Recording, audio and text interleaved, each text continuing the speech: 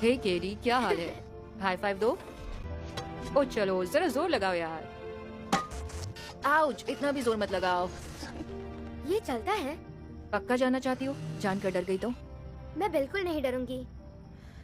ठीक है, फिर इसे निकाल लें। ओके, ये है स्टीरियोस्कोपिक कैमरास, ये है इसकी लेजर और ये है रेडार। ये है इसके बम्प सेंसर्स ताकि वो इंसानों और चीजों में फर्क जान पाए। और यहाँ जो छोटा सा ब्लॉक है, इसके सारे थॉट्स यहाँ रहते हैं। ये इसका दिमाग है? हाँ, और ये है एक स्पेक्ट्रोमीटर, जिसका मतलब ये सूंघ भी सकता है। क्या सच में आपने इसे बनाया है? हाँ, ये बहुत कूल है। पर ब्रूस जैसे खिलौनों की दिक्कत ये है कि ये इतने महंगे होते हैं कि ज्यादातर बच्चे से खरीद ही नहीं पाते। मेरे पास ब्रूस जैसा खिलौना होता तो मुझे कभी किसी और खिलौनों की जरूरत नहीं होती।